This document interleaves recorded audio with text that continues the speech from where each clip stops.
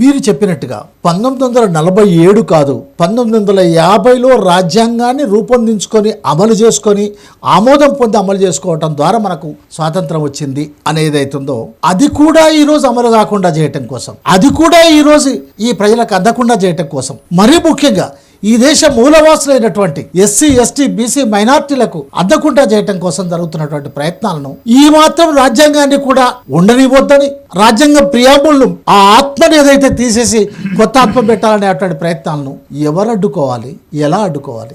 ఎవరైతే పీడిత సమాజం ఉందో ఈ దేశం లోపల, ఎస్సీ ఎస్టీ బీసీ మైనారిటీ కార్మిక వర్గం పీడితులు ఈ దేశం లోపల, వీళ్ళే ఈ రాజ్యాంగాన్ని కాపాడుకోవాలి. ఈ రాజ్యాంగం పోయింది అని అంటే 1950 కంటే ముందు ఉన్నటువంటి భయానకమైనటువంటి పరిస్థితులే తిరిగి మళ్ళీ ఈ దేశం లోపల వస్తాయి. రాజ్యాంగం ఉండంగా కూడా వాళ్ళ అరాచకాలు ఇంత భయంకరంగా కొనసాగుతుంటే తిరిగి అసలు ఈ రాజ్యాంగమే లేకపోతే ఈ దేశం ఏమవుతుందో, ఈ దేశంలో ప్రజల స్థితిగతులు ఏమైతాయో మనం ఊహించుకోవచ్చు. అందుకనే నేనేమంటున్నా అంటే ఈ దేశం లోపల రాజ్యాంగాన్ని కాపాడేటటువంటి బాధ్యత కేవలం పౌర సమాజం మీద మాత్రమే ఉంది అని నేను చెప్పను. నా దృష్టి లోపల పౌర సమాజం అని అంటే ఆధిపత్య కులాలు, జ్ఞానం కలిగినటువంటి వాళ్ళు మాత్రమే పౌర సమాజపు డొమైన్లోకి వస్తారు. దళితులు ఆదివాసీలని పౌర సమాజం అని అనరు. ముస్లింలు కూడా పౌర సమాజం కాదు. వాళ్ళ పౌరత్వానికే ప్రమాదం కలిగినటువంటి స్థితిలో వాళ్ళని నేను పౌర సమాజము అని చెప్పి పిలవలేను. ఈ దేశం లోపల ఉండినటువంటి అనగారిన కులాలకు సంబంధించినటువంటి మనుషులు, స్త్రీలు, వాళ్ళు నిరంతరము వేదనకు గురి అవుతున్నటువంటి ఒక స్థితి నుంచి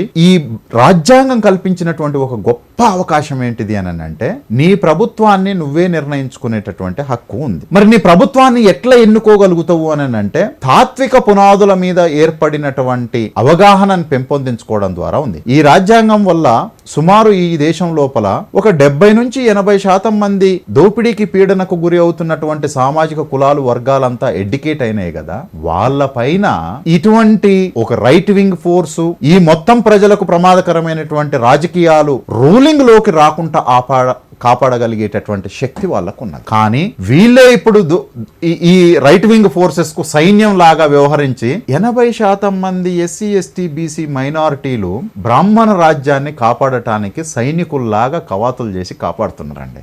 వాళ్ళని చైతన్యవంతం చేసిన రోజున 2%, 3%, 10%గానో ఉండినటువంటి పూలే అంబేద్కర్ రైట్ అని మాట్లాడుకుంటున్నటువంటి మనుషులు కేవలం బహుజన రాజ్యాధికారం అని మాట్లాడటం కాకుండా దానికంటే ముందు బహుజన సాంస్కృతిక విప్లవాన్ని నిర్మించేటటువంటి తాత్విక పునాదుల్ని ప్రజలకు నేర్పకపోతే రేపు బహుజన పార్టీ వచ్చినా కూడా అది బ్రాహ్మణ పార్టీ లక్షణాలనే కలిగి ఉంటుంది.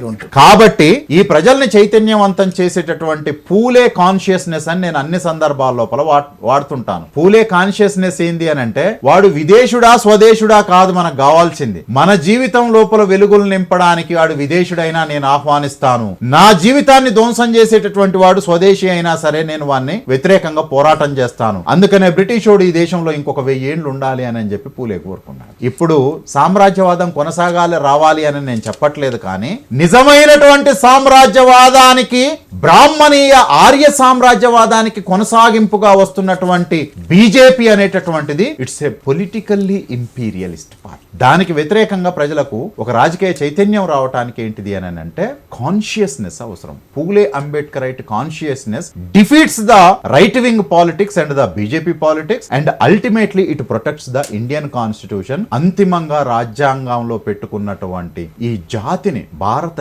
జాతిని నిర్మించేటటువంటి ఒక ప్రక్రియ అనేటటువంటిది పూలే అంబేద్కర్ కాన్షియస్ నుంచి స్టార్ట్ అవుతుంది. స్పృహ